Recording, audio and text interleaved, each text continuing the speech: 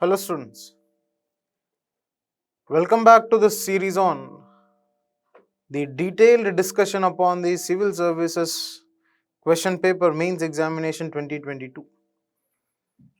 So far we have done the papers of GS-1, papers of GS-3, and in this particular series we are going to discuss about the GS-2. This is part of LAIC's Purana. And when we are going to discuss about GS-2, we would see that we would be dividing it into different sections, into polity section, into social justice and governance section, and the international relations section.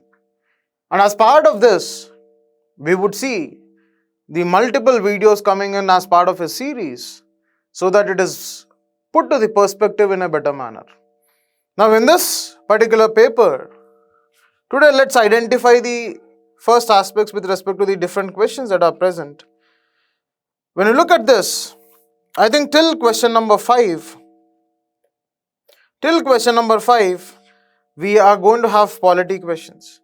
And on the face of it, when you look at the GS2 question paper this year, it's more or less an anticipated question paper. It is more or less in the similar trend. And you see that there is a lot of convergence that is happening with respect to the current events as well as the questioning pattern. That is what is the general observation that is made. And in this particular video, we are going to discuss the questions of governance and social justice. And when we look at that part of the governance and social justice, we see question number 6 is part of governance. And apart from that, we would also see that question number 7, question number 8 as part of the social justice and governance. And these were the 10 markers that were asked in this particular paper. And when you look at this on the face of this, we see that the question number 6, it is talking about the Gati Shakti Yojana needs meticulous coordination between the government and the private sector to achieve the goal of connectivity. So it is talking about the relevance of Gati Shakti Yojana in the context of the enhancing the engagement between the government as well as the private sector. So in this, I think Gati Shakti Yojana was very much in the news, and also there was a specific budgetary allocations that were made as part of this year's budget.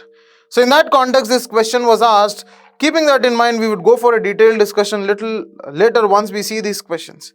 And when you look at the next question, that is the 7th question, that is with respect to this, the rights of personality with or the Rights of Persons with the Disabilities Act 2016 remains only a legal document without intense sensitization of government functionaries and citizens regarding the disability. Comment.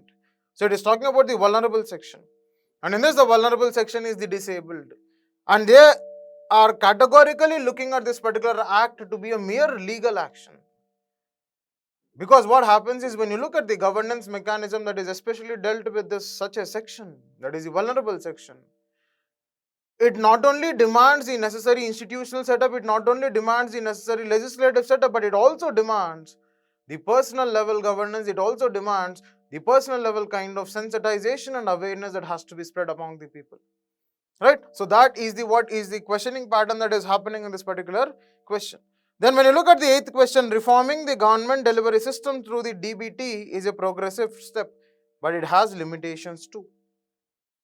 So it is asking about the DBT, that is the direct benefit transfer, and it is asking a detailed evaluation regarding DBT. Because what happens is we see this DBT will enable you to rationalize the resources on the better the efficiency in the context of resource utilization. And in that context, it is asking how is this helpful and what are the limitations that are persisting. That has to be seen. Right? Now let's get into the detailed solutions regarding this particular questions. Now when you look at the detailed explanation with respect to these particular questions, we get to see that the first question it is asking about, we are looking at the Gati Shakti. Right? Here we are looking at the Gati Shakti Yojana needs meticulous coordination between the government and the private sector to achieve the goal connectivity. Now here when you look at this, it is categorically asking about the Gati Shakti Yojana, and it is asking about that to what extent do we need the coordination between the government as well as the private sector to realize the necessary objectives of Gati Shakti? And here when we look at the introduction, we can safely talk about the Gati Shakti and the coordination, because what happens is in Gati Shakti, we see there are multiple ministries that are involved. There are multiple ministries that are involved, and it demands a greater level of coordination, it demands a greater level of convergence in this perspective. Now, when we look at the body aspect, we see that what are the issues that are persisting with respect to the connectivity. Here we need to be aware, my dear. Although we would have learned this Gati Shakti in the context of the GS-3, but it is being seen as a part of governance question. So in that context, we have to look at it. So here we see that there is a delay that is happening with respect to this connectivity projects. That is especially the land acquisition, the project finance and the forest clearances. That means there is a sort of bureaucratic rigidity that is existing, especially with respect to these clearances. Then apart from that, then approvals. Then apart from that, the poor quality of material and construction work and poor quality of monitoring. There is also the project monitoring issue that is persisting in this context, right? Then with that kind of issues that are persisting, now we have to see how is this Gati Shakti going to address such issues in enhancing the kind of coordination between the private sector and the public sector. Here you see that with that kind of coordination, we see that around 16 infrastructure ministries can enable infrastructure which is robust and which enables and which provides an impetus for the growth of the nation. And apart from that, we also talk about the integrated planning. We also talk about the integrated planning and the necessary implementation that is undertaken. Then we also see that it will enable a kind of financial resource allocation, because when we look at this kind of coordination that is existing between the government sector as well as the private sector, what we see is that we see there is diversification of risk, there is diversification of resources, there is diversification of rewards, there is diversification of the necessary regulations that are to be followed by this. And in that context, we see that there is always an element of innovation that is being imbibed with the participation of the private sector in this. We can enhance the efficiency of these project implementations. And here we also see that it will enable you to roll out the necessary 4G connectivity. Here connectivity will mean the physical connectivity. Not only the physical connectivity, but it also might mean with respect to the internet connectivity, that is the digital connectivity aspect. That has to be remembered, my dear, because this is the era of Industrial Revolution 4.2. Now, in that context, we can talk about what are the conclusions, right? We can talk about that conclusions about that we know that India demands an infrastructural demand of around 1 trillion, an investment about 1 trillion, and you see that this Gati Shakti Yojana enabling or providing an impetus. And when we look at the governance perspective, we see such a coordination would promote or would enable you to diversify the risks that are present in this context, right? So that is what is the questioning pattern that is observed here. Now, when you look at the next question, the Rights of Persons with Disability Act 2016 remains only a legal document without intense sensitization of government functionaries and citizens regarding the disability. So it is asking, this Persons with Disabilities Act has merely restricted its ambit of being a law. But we see that this particular law is not being implemented in its letter and spirit to a larger extent.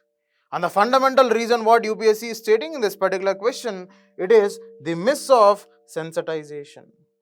It is the miss of sensitization which is not enabling the units to be, or which is not enabling the law to be implemented to a larger extent. So in that context, we have to analyze what is this issue that is persisting here. Now, when we look at this issue, or when you look at the introduction that can be given, we can talk about that what is the percentage of population that is present with respect to the disabled section. That is 2.2% of differently abled are part of the Indian population as per 2011 census. That is what is the understanding. Then once we have that, we see that what are the fundamental issues that are persisting with respect to disabled persons. Their inaccessibility. Then apart from that, their social security networks. Then apart from that, the mobility issues. Apart from mobility issues, you talk about the inclusionary as well as the exclusionary errors. Then also the morale, the hostile attitude that beat the government side or beat the public side. Then apart from that, here what is the thing that is seen is that the rights of the persons with disability. Here we have to see that Accessible India campaign, right? Then apart from that, the mechanism or the issues that are persisting with respect to this act is what? That no penalties with respect to the inhuman treatment. Then apart from that, it is also talked about that no mechanism with respect to the sensitization that is present. Now in that case, what happens is you see that although they had reclassified the number of disabilities from 7 to 21 in this particular act, you see that it has not been so effective in bettering the issues that are persisting with respect to the disabled section of the society. Because what happens is when you look at this particular section of the society, the major aspect is the immobility. The major aspect is the hostile attitude, the alienation or the social discrimination that is present. And apart from that, what happens is you see that because of their physiological incapacity that is present, what happens is you see their socio-economic profile to be degrading. In that context, this question is being asked. So in order to address those concerns that are present in this particular act, we have to see that we have to promote the participation of civil society organizations. Then we have to talk about the behavioral change campaigns, that is the Yogacara principles. Then we also have to talk about the necessary reinforcement of the legal provisions to a larger extent that are present in this particular act. Then we can also talk about the imbibing of technology in the governance of the disabled section, because what happens is once we are able to enable this technology adaptation or the adoption with respect to this section, what happens? The problem of immobility, problem of inaccessibility can be tackled, right? That is what is the question talking about. Now, with that kind of understanding, the conclusion can be that needs the effective measures to address the lacunae in implantation of the act, which talks about the inclusive growth. Although the reclassification of the disability had happened, but the true understanding of inclusive growth happens not only with respect to this particular act, but also with necessary sensitization. That is what is this particular question seeking about, right? Now, moving on to the next question, that is reforming the government delivery system through DBT. So, it is asking about that how is this DBT reforming the delivery system, that is public service delivery. It is talking about the public service delivery. Is DBT is a progressive step, but it is a limitation too. It is asking about comment. Now here what we have to see is DBT fundamentally it talks about a direct benefit transfer. You can give a simple description of what do you mean by DBT. And once you understand the DBT, we can talk about that how is it reforming the public delivery system. Now when we look at how is it reforming the public delivery system, here what happens is what we see is that this particular DBT will reform by ensuring the direct delivery. That means it reduces the burden of intermediaries. As it reduces the burden of intermediaries, we know that it will also enable the direct service delivery and also ensure the necessary accountability with respect to this, right? Because now what is happening is this DBT is the order of the day, and we see that MG Narega programs successfully implementing this DBT. Then apart from that, we also see that with respect to the jam trinity that we are having. Now the jam trinity will also become a major component of DBT, right? Now with that kind of understanding, when we look at the limitations of DBT, we see that there are certain failures, the thumbnail failures that are present here. Then apart from that, we also see the necessary transportation cost that is involved here with respect to traveling to the banks, because what happens is when you look at the infrastructure of the banks, or when you look at the presence of the banks, we see that these are not so much in the context of the rural areas. That becomes a major aspect that would in fact cost them, or that would in fact present an opportunity cost that is present with them, right? Then apart from that, we also see that the necessary initial cost is being paid. Then apart from that, we also see that it is not inclusive, because what happens is at times when you look at the banking network, we see that the number of accounts that are present with respect to the rural population is limited. So in that context, what happens is the DBT cannot reap the necessary benefits in the governance system. Then in order to reform this, we can talk about the voucher system. We can talk about the regular updation of the beneficiary list. We can also talk about the integration of the services. We can talk about the integration of services, and we can also promote a necessary kind of digital platforms in integrating such kind of services. And apart from that, we can also talk about the facial recognition technology with respect to the authentication, because what happens is now in the context of DBT, what happens is you see that the scope for pilferages is less, but the technology failure or the incidence of technology failure is large.